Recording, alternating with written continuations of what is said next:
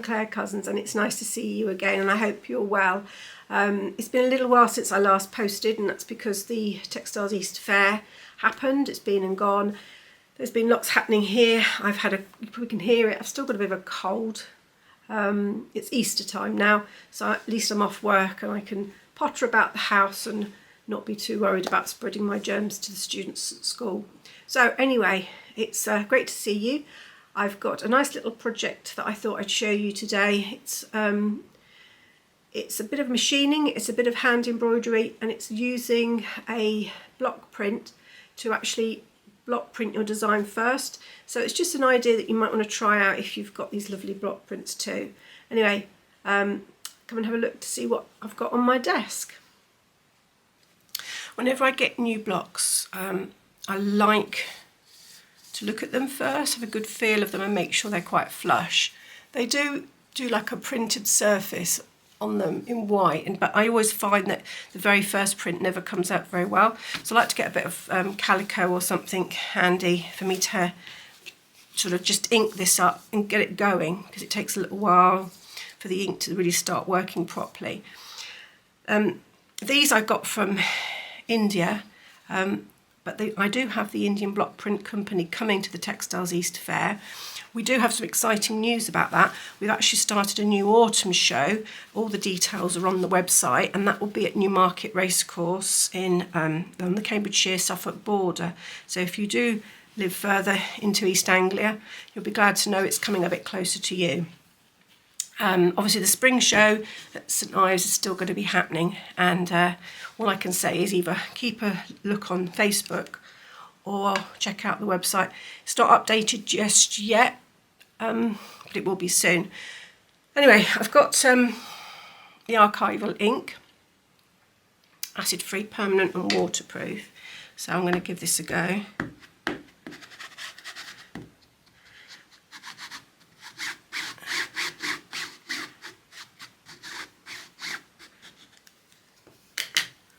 And I've got like a mat underneath to give it something to push against. I'm just pushing down really heavy. And as I said, the first print never comes out very well, which is why I always like to do a pre-print. And to be honest with you, that is surprisingly not too bad. So I'm happy with that. So what I'm going to do now, I've got some fabric that I dyed up. This was, I did some sun bleaching last summer. So this is a piece of that. I'm going to do two. I'm going to do one here and then one here. I can probably turn them into like little bookmarks or something. I'm going to do one hand stitched and then one machine stitched. So that's my thought, just deciding where it's going to go. Let's ink that back up. Now this particular ink is from Ranger, and I've had it a good 10 years or so, so that is good quality ink. Line it up.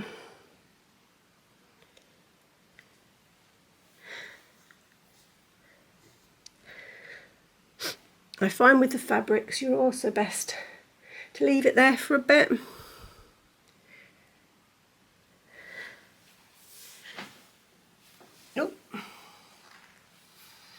Oh, that's come out beautiful.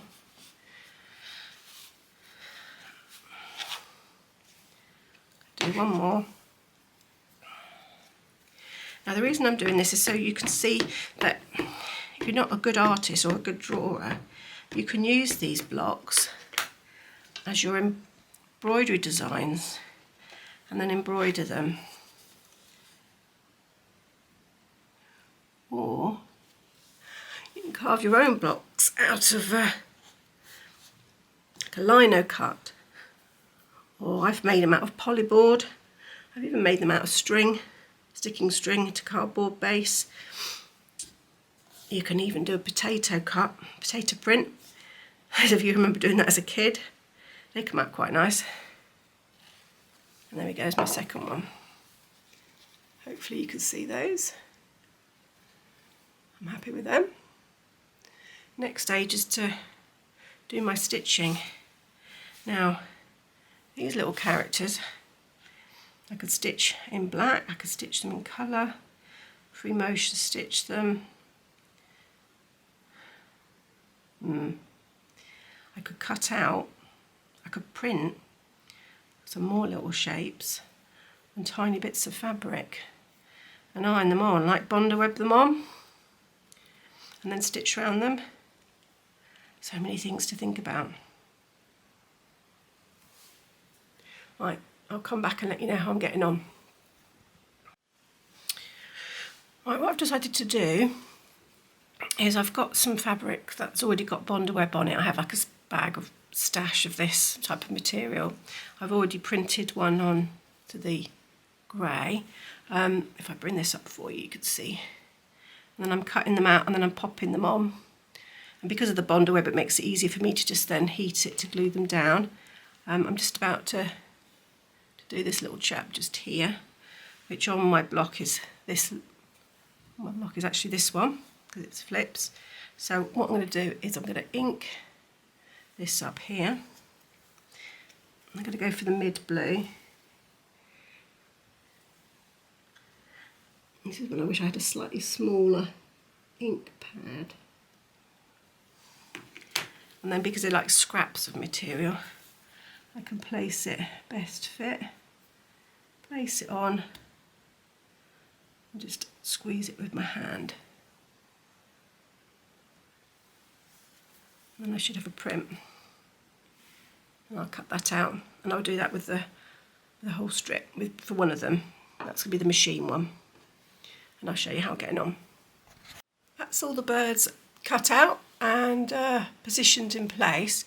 But what I don't want to do, I don't want to actually iron them on just yet, and the reason for that is I want to machine stitch the leaves and things first. So I'm going to take them off and keep them all in a row, and hopefully I can remember the order in which they're in. So I'll keep them in a row just here. So I'm going to go to my sewing machine and stitch the leaves. I have put in a grey neutral bobbin underneath. This is the thread I've decided to go for. It's a Metler silk finish cotton. The colour is 9815. As you can see, I've not used this one yet, so that'll be quite nice to have a go with. So I'm popping it on my machine, and the reason why I've chosen it is because it actually has quite a short space in the dye. Sometimes the dyeing can be too close together, sometimes it could be far apart. This is actually quite a nice distance for this small piece of work I'm doing, so it's always worth checking your dye distance if you want to use variegated. I'm changing my machine. I've already took the whole unit off my machine. I'm just changing that up to an embroidery foot. This is quite a big open one. You can get smaller ones, you can get open toe. This is called a closed toe, and this bit here is what operates it with the needle bar. So all you have to do is you hook it around your screw here, and then you just make sure it's above the needle bar. Just going to tighten that up. Probably a good idea to have a screwdriver handy.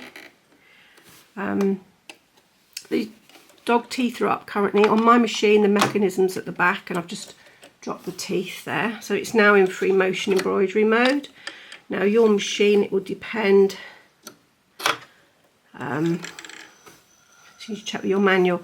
Now some machines you have to bring the bobbin up. In my machine you don't have to. Again, check your machine. I'm going to put the bed back on.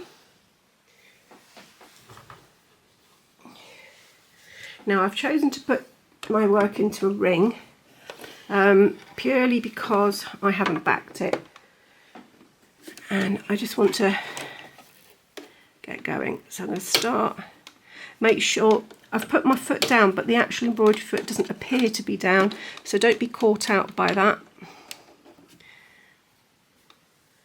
I'm going to turn it on, and then I'm going to start stitching.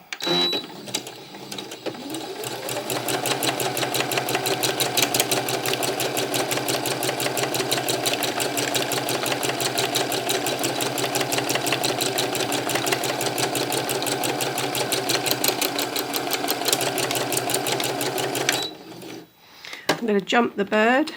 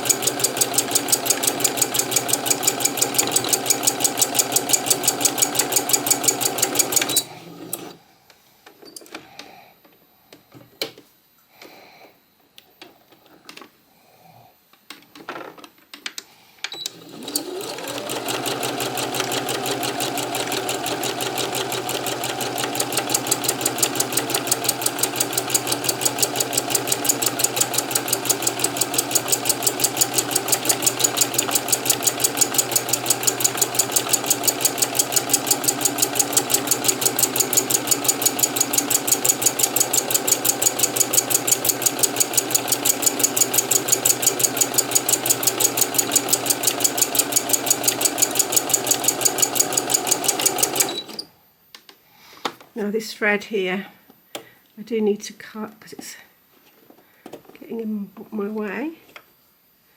There we go. Moving on to the next one.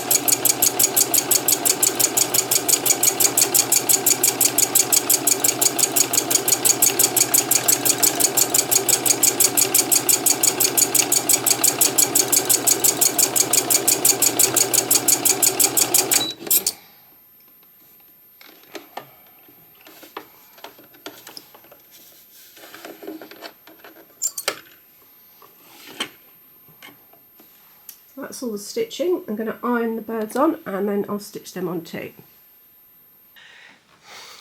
I've decided not to machine stitch around the birds. The fabric is actually too fragile, and I did notice it was starting to break up, so I've left it as just ironed on. I think they just look quite nice as just ironed on patches. Now this one, I decided I'm going to do it in a different technique, and I'm going to hand stitch this one.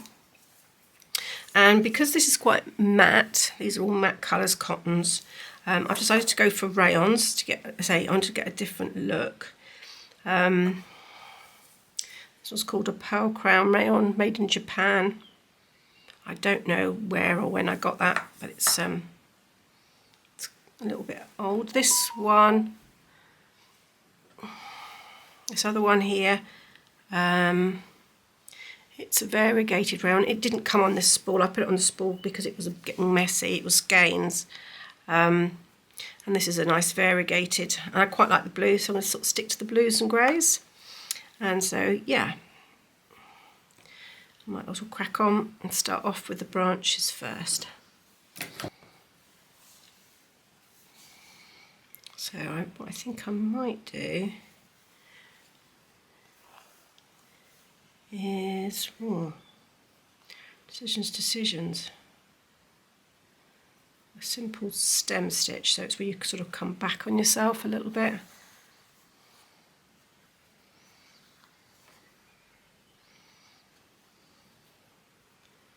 And come forward.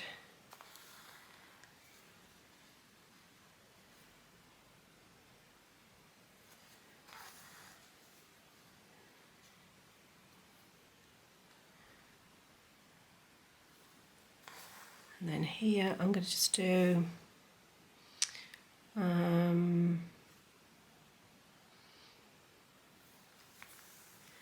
like a simple chain stitch where you come up, you go behind, and then you drop back down, make a chain. Now, whether I choose to fill it in is another matter, isn't it? I could leave it open, like the actual print block is actually open, or I just fill it in with a stitch. What's nice, I can always unpick it if I don't like it.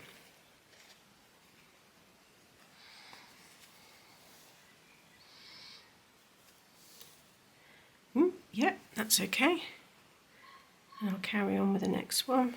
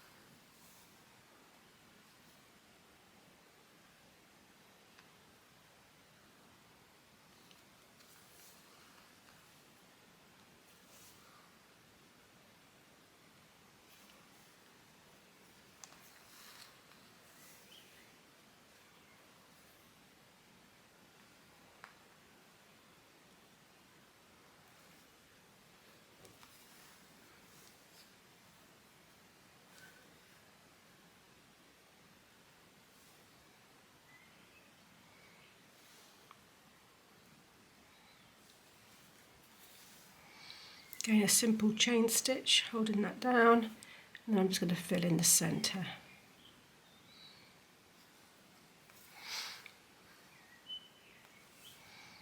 Like that.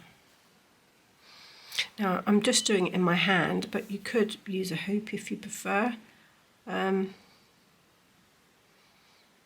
think I prefer no hoop, but it does affect the quality of your stitching sometimes, so just be aware not to pull too tight if you're not using a embroidery hoop.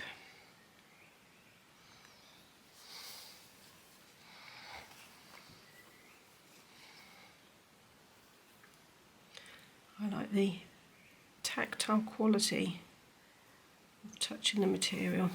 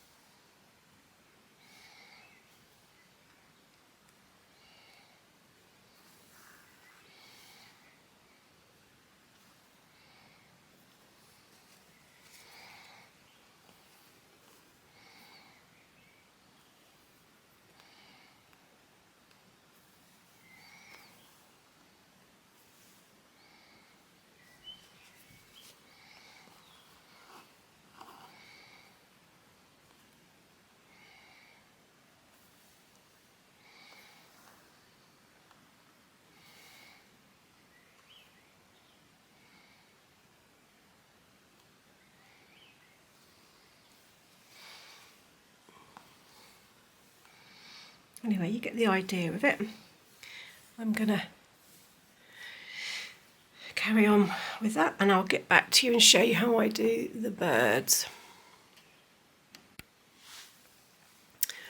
Okay, I've started to stitch the birds, and the thread that I'm using is a variegated one, so the first bird's quite dark, this one's quite white, the next one might be pale blue.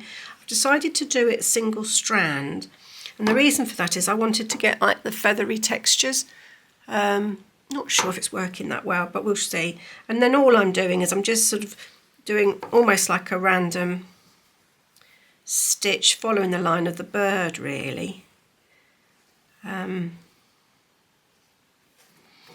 It's not a satin stitch as such. It's a kind of I don't know what you'd call it, just a filling stitch, it's a random filling stitch, I'm going to call it, because it's not really any particular stitch. I'm just filling in. Sometimes I'm just using a basic straight, it's just basic straight stitches.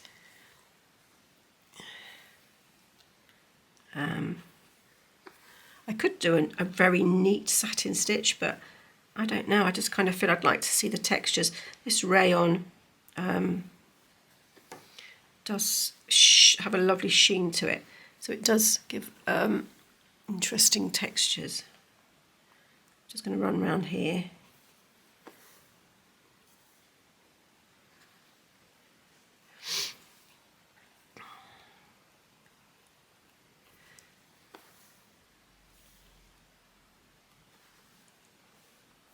So it's a case of it, sort of like a running stitch, sort of a stem stitch, just whatever. It's whatever I feel like doing to fill the gaps.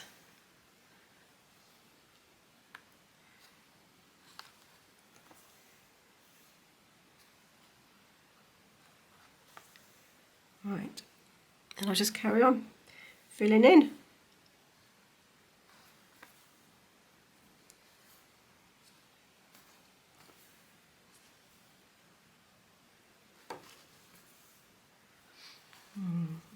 Gonna come across there.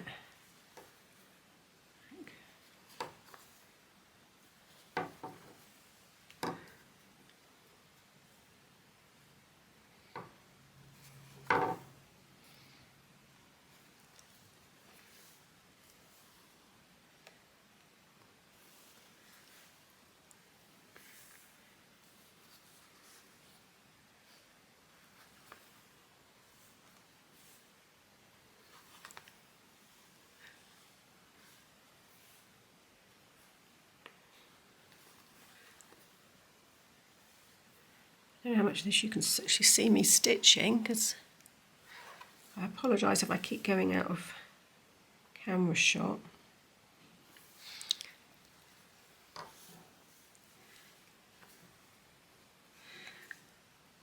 Yeah, so I'm kind of like using a bit of a sort of a stem stitch thing going on here, which seems to be working quite well, I think. But as I say, you can do whatever stitch you like. You can do a satin stitch, chain stitch.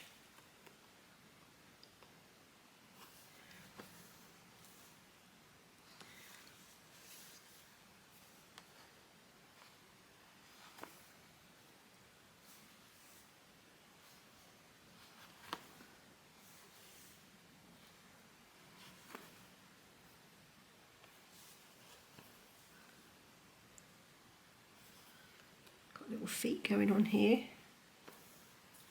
Just sew them in. Just a simple couple of straight stitches on the branch.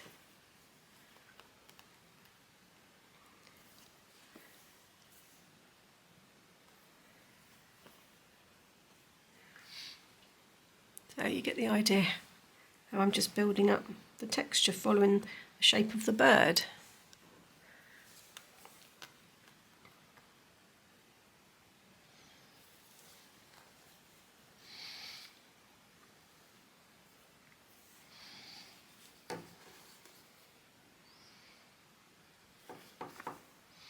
I have now got it in a ring. I wasn't using a ring earlier, but I have got a ring this time because with this particular sort of, if you want like a satin effect or blocked in stitch like this, if you don't stretch it, you will end up with some weird puckering.